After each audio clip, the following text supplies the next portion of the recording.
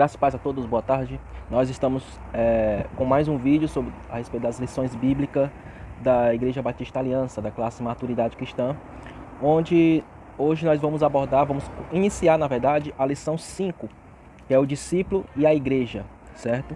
Então, nesse vídeo aqui, nós vamos colocar a definição de igreja. Então, uma pergunta é, o que é igreja? Ok?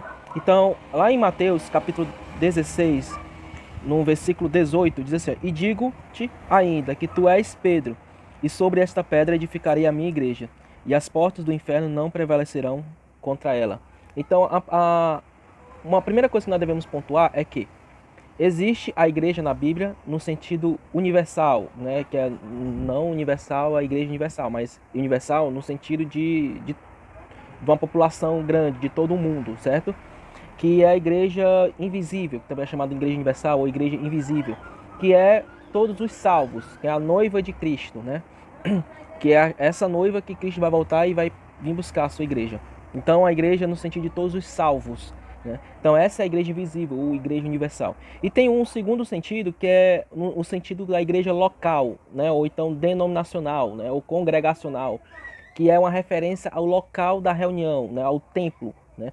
Ou então um conjunto de pessoas reunidas em um local, certo? Então tudo isso denomina como igreja, a igreja visível ou igreja local, né? Ou igreja denominacional. Enfim, né?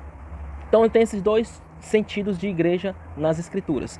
O que nós vamos abordar mais será a igreja no sentido de local, a igreja visível, né? A igreja denominacional, que é a reunião de pessoas. Então, o significado da palavra igreja, que vem do grego ecclesia, né, que significa de dentro para fora. Né? Então, o significado da palavra eclésia é de dentro para fora. Mas, de onde é que vem esse sentido? Por que tem esse nome? Por que tem esse significado? Né?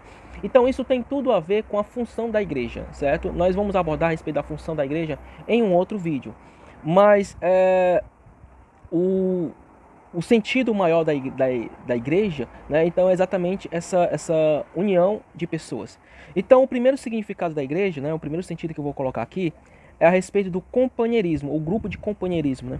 Lá em Atos 2, capítulo 42, diz assim, ó, e perseveravam na doutrina dos apóstolos e na comunhão, no partir do pão e nas orações. Então, uma característica da igreja é o grupo, o companheirismo, a união delas, né? Isso que caracteriza a igreja. Então a igreja ela é unida na comunhão, né? na questão de uns manterem a comunhão uns com os outros, no sentido do partir do pão, ou seja, é um ajudar ou suprir a necessidade do outro, e nas orações, né? No sentido de intercessão, que é um orar pelo outro, um interceder pelo outro. Então essas características que identificam a igreja como um grupo de companheirismo.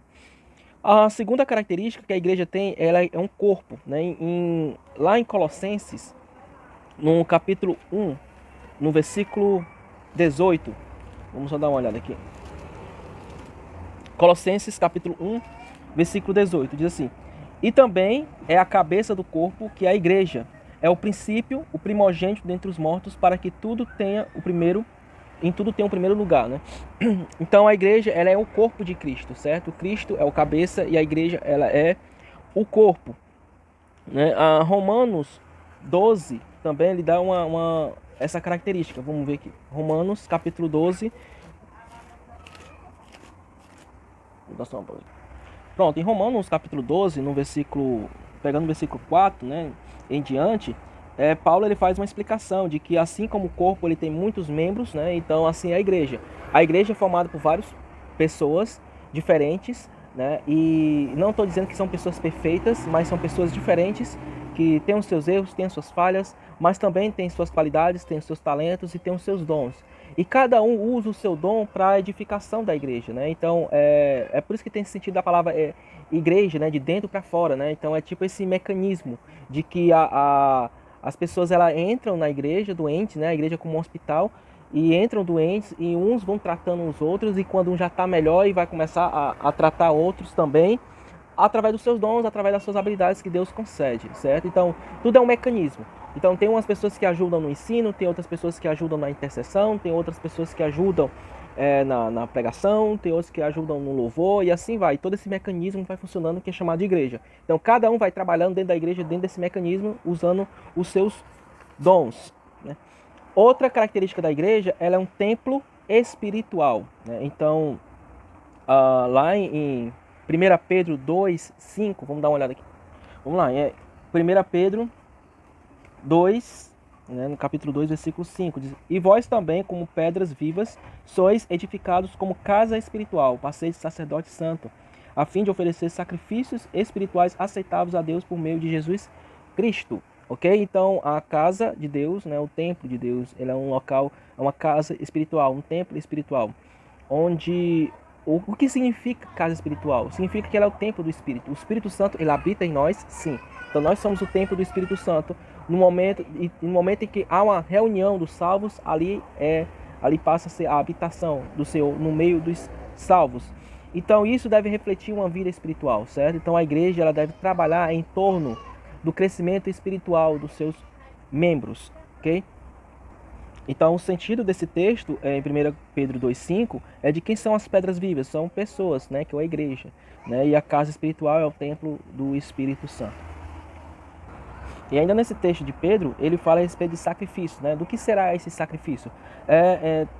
São 3 tipos de sacrifício. Sacrifício do louvor, sacrifício de boas obras e sacrifício de uma vida dedicada a Deus. Né? Então, vamos pontuar cada um deles. O sacrifício de louvor, como está lá em Hebreus capítulo 13, versículo 15, diz assim: E assim, por intermédio dele, ofereçamos sempre a Deus um sacrifício de louvor, que é o fruto dos lábios que declaram publicamente o seu nome. Então, no Antigo Testamento, as pessoas faziam esses sacrifícios de animais, né? Hoje, Cristo já foi o último sacrifício. Não precisamos mais fazer sacrifícios de animais a Deus. Então, o sacrifício que nós oferecemos para Deus é a nossa vida, né? Nosso louvor. Nós adoramos a Deus com a nossa vida. Nós adoramos com nossos atos.